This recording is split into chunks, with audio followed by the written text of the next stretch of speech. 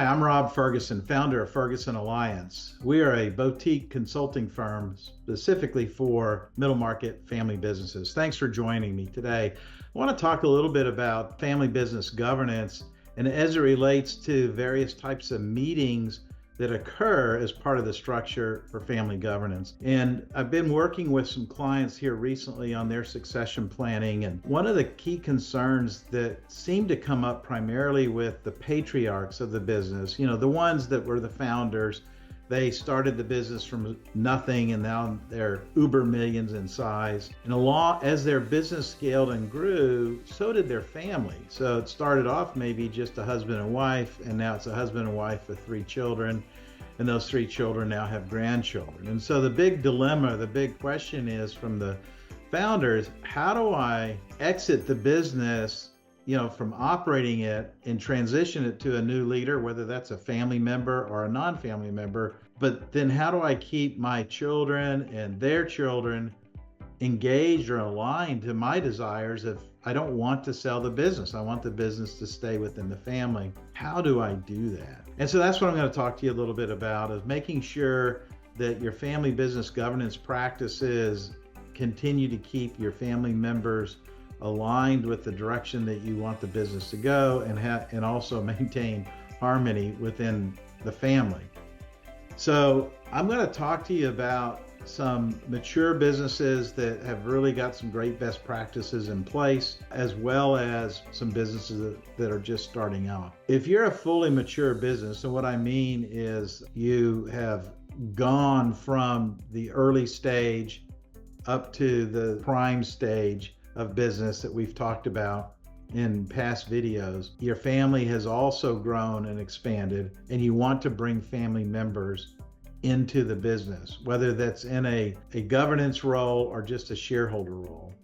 The first thing that I believe is very important is understanding what each family member's value is going to bring to that business. Now, I've got 4 buckets of strategic value that a family member can bring, whether that's shareholder capital. A lot of times the children have developed their own career and have accumulated their own wealth, and they want to provide an infusion of capital of their own, or they're actually working in the financial markets and can provide some good oversight on the overall financial condition of the market. They can help in risk management. So if a family member is that kind of an asset to the family business, they're probably pretty good at oversight, and that's somebody you probably want while on your board. Then there's a family member that's probably got a strong business network, and so that would be someone that could bring industry expertise into the business. Maybe they've been working in the business and in the industry, and you certainly would want them to be maybe on your board or maybe even working in your business. But they're catalytic in nature. Their role would be to help manage and oversee growth of your business. And then again, maybe you've got a family member that's been in the business or has spent many years managing other businesses, and you want their expertise maybe at your board level to provide insights into managing your C-suite of your business. They can also bring in industry connections. So they kind of have a leadership role. A lot of times we see those family members in a leadership role at the business. And then some family members just have a very strong personal network, and they can help recruit new talent. They can help develop new commercial relationships, maybe even have some sort of influence on regulators in your business. But the point being is, if your family members are going to have any active role in the business, you need to define what that role is going to be and what's the strategic value that they're going to bring to the business. When the business first starts out, it's probably just 1 or 2 family members. So again, I'm talking about this illustration on this graphic is really about a business where it has grown and scaled, and that the family also, the individuals, have grown and matured into various business roles. So once those roles are defined with family members, that kind of helps you figure out, well, what's the structure I want to put in place to govern and oversee the business even when you as the founder or patriarch exits the operations of the business. And so there's typically 4 types of meetings we put in place for high-performing family businesses. It's a board meeting, a shareholder meeting, and then a family council meeting, and then lastly, any kind of special meeting that's necessary. And let me quickly walk through those 4 types of meetings. The board meeting is usually a fiduciary board meeting, but sometimes it can be an advisory board meeting. I'll talk about those differences in just a second. But the point is the board is there for the benefit of the shareholders. The board is protecting the best interest of the shareholders, and they typically are meeting quarterly, and it's usually a mix between some family members, some qualified family members, and some independent directors.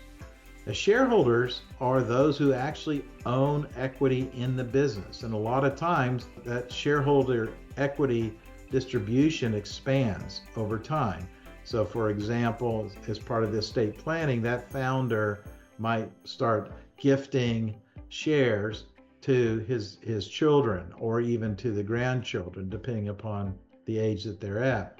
And these shareholder meetings are typically annual, and they do have a role primarily in voting for their boards of directors. So that's really important to understand. The shareholders elect the board of directors, family and non-family directors. Then we have what we call a family council. Those meetings are usually annual as well, and a lot of times they happen at the same time as a shareholder meeting. But these family councils incorporate all family members. Typically, there's an age limit. A lot of our families will say, well, if you're at the age of 15 or the age of 18, you are invited to come to the family council. This also includes non-blood relatives, so spouses as an example. And it's just a great way for the entire family to get better understanding of what the business is, how the business is performing, a lot of times about family values and family philanthropy efforts, provides training to what does it mean to be ultimately a shareholder in business. And so there's the younger generation is there kind of listening and learning, because at some point in time, they're probably going to be a shareholder in this family business. And what does that mean if you are a shareholder of that family business? And those again are typically annual. And then special family meetings, and those are really designed around life events, emergencies, or anything else that the family needs. And usually it's a family leader. A lot of times our families are big, and so there's 3 branches of the family. And so the leader of those 3 branches might call that special meeting if there's a particular life event that happens. These meetings don't get put in place when you've only been in business for a couple of years. I mean, this is a well-matured business with multiple family members that are involved. I want to go back just for a second now. I get asked this question a lot. Well, what's the difference between an advisory board and a board? And do I need an advisory board, or do I need a board, or do I need any of that? It sounds like it's making me too bureaucratic. Well, boards do evolve as family businesses evolve and as families evolve. So think about the life cycle of your business. When you're a startup company, you've got an idea, you want to launch a product, you probably already have an advisory board, but it's very informal. It might be somebody who's giving you advice on product development, or advice on how to raise funds, or advice on how to go to market. Most entrepreneurs that are successful with their startups have this informal advisory board, and it's something that's very easy to implement.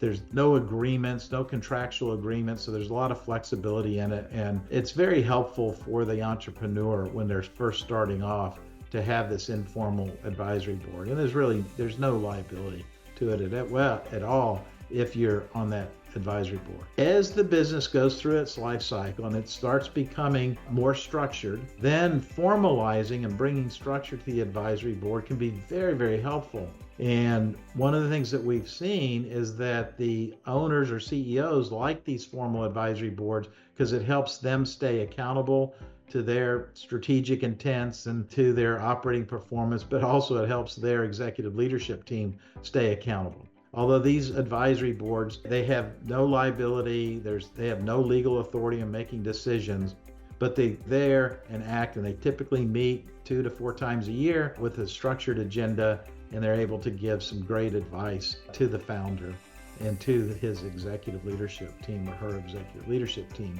And then there's the fiduciary board. So this is a board that does have responsibility, does make decisions on important business matters. These are elected positions by the shareholders. We like to see a good mix of family members, qualified family members, and independent members. They have to make some of the most difficult and challenging decisions, like overseeing the CEO, and how do we compensate the CEO? If the CEO is not performing, how do we remove that CEO and bring in somebody else? So those are the 3. And then you have the 4th one, which we've seen kind of a hybrid. And when I say that, with our very large clients, we'll see a fiduciary board that's in place, but maybe an advisory board for a particular business unit. So they kind of act in the same ways I just described. But just think about your board structure as you move through your life cycle of your business and what's going to be best for you. Last thing I want to mention is inviting independents into boards. I'm showing some research on this graphic that has been conducted that definitely demonstrates that the effectiveness of the board increases with the number of independents that you have on the board.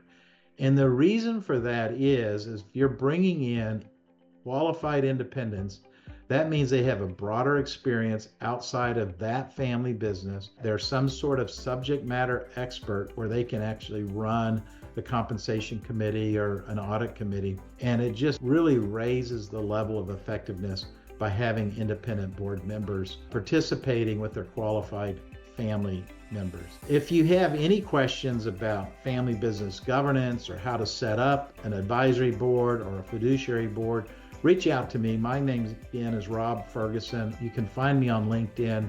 You can also go to our website at ferguson-alliance.com. You can book a meeting with me or any one of our advisors, and we'd be happy to talk to you about your family business and your meeting structure to govern that business. Thank you.